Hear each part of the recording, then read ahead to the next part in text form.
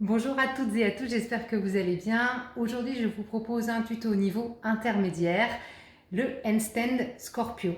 Je vous le montre et je vous l'explique. Je ne vous toucherai pas. Oh, j'ai une idée. Après vous. Merci.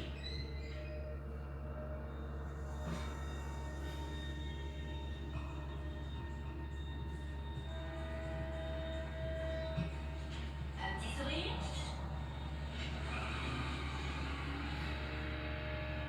La sécurité, c'est ma principale préoccupation. J'évite au maximum toute proximité avec... Vous l'aurez compris, on est sur un handstand à la sortie d'un inside. On l'appelle le handstand Scorpio.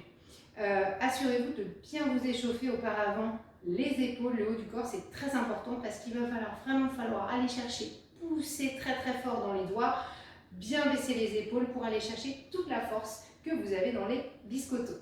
Je vous remontre le passage. Alors, les prérequis pour faire ce handstand Scorpio, c'est de savoir maîtriser l'outside leg, l'inside leg, ou appelé Gemini Scorpio.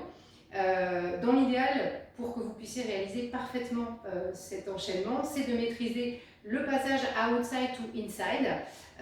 Si vous ne le maîtrisez pas, mais que j'ai certaines personnes qui maîtrisent que l'inside leg, vous pouvez dans ce cas-là partir d'un V, puis de votre inside en passant, sans passer par l'outside. Aujourd'hui, mon tuto, c'est vraiment outside to inside to handstand. Donc je vais vous le montrer avec les explications.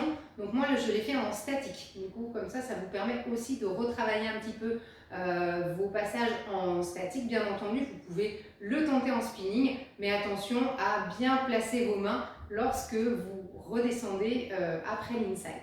Donc je ne vous réexplique pas le passage de l'outside vers l'inside. Normalement c'est quelque chose que vous devez maîtriser. Si toutefois ce n'était pas le cas, n'hésitez pas à me solliciter, on pourra en discuter ensemble autour d'un cours, pourquoi pas. En l'occurrence, aujourd'hui, je vais partir du postulat que vous le maîtrisez. Ou en partant, comme je vous disais, directement d'un inside, je vous montrerai quand même. Donc là, le principe, c'est de ne pas monter trop haut, parce que si vous montez trop haut, ça risque d'être difficile à relâcher pour aller poser les mains. Les équilibres, c'est de la qualité physique. C'est pas évident parce qu'il faut vraiment repousser. Il faut faire attention surtout à vos épaules parce qu'il y a malheureusement encore beaucoup de blessures au niveau des épaules. Donc là, je vais vous inviter vraiment à vous concentrer sur la poussée. Il n'est pas très difficile, c'est surtout qu'il faut trouver le bon point d'appui pour que ce soit esthétiquement joli et surtout que ça tienne. Donc je vais vous donner toutes les petites astuces pour le faire tranquillement. Et puis bien entendu, si vous avez des questions, vous pourrez me solliciter. Je compte sur vous pour m'envoyer toutes vos réussites. Parce que ça, c'est important. Donc, première étape, un beau V. S'il vous plaît, ne me mangez pas vos V. Ça, c'est important. Un bel outside leg relâché avec une jambe bien tendue pour que ce soit joli. Un beau passage vers l'inside leg, bien verrouillé. Et ensuite, je vous montre la suite. Ça fait répétition. Bon, on s'en fiche. Allez, donc, ici, mon V. Je tracte, outside. Le secret pour que l'outside aussi soit bien dans la taille, j'ouvre mes épaules et ma poitrine. D'accord? Je relâche mes mains, je calme. Donc ma jambe ici, elle est bien verrouillée vers le bas. J'emmène ma jambe, ronde jambe, et je viens chercher mon inside. Donc là, pareil, je relâche bien. Vous voyez, je suis presque au sol là, déjà. D'accord? Donc ici, je vais venir ouvrir mes mains. Donc là, vous avez le droit de les ouvrir un tout petit peu plus large que les épaules, parce qu'il faut vraiment aller chercher de la stabilité. De là, votre jambe de derrière, vous n'allez pas la ramener sur le côté tout de suite parce que ça risque d'être difficile à maîtriser. Donc moi, ce que je fais, c'est que je ramène ma jambe derrière dans un premier temps pour que ce soit déjà, ça peut être très joli. Et de là, je vais la ramener vers moi et je vais la serrer très fort contre l'autre. En même temps, je vais repousser fort dans mes mains, puis je vais venir ouvrir. Et là, je vais charger mes deux jambes.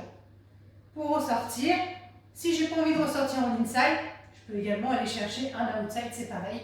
C'est pas important. Hop, je tracte et je ressors. D'accord?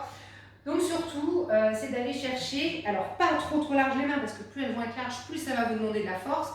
Mais moi je l'ai testé vraiment largeur d'épaule et pour le coup j'étais moins stable. Donc j'ouvre un petit peu plus mes mains. Pensez bien, les mains bien à plat et surtout repoussez. C'est très important. Si vous faites votre enchaînement et que vous arrivez déjà au sol et que vos bras sont légèrement fléchis, n'allez pas plus loin. Parce que si vos bras sont fléchis, vous allez perdre en force. Vous allez ça va vraiment être très dur. Donc assurez-vous d'avoir un tout petit jeu entre le moment où vous lâchez votre inside vers le handstand pour avoir le temps d'aller poser vos mains et tout de suite bien repousser. Le fait de ramener votre jambe extérieure depuis l'inside vers vous, ça va vous permettre de verrouiller, d'accord? Donc moi je ramène comme ça, je me concentre bien sur mon équipe. Une fois que j'ai les mains bien au sol, et bien j'ouvre mes deux jambes.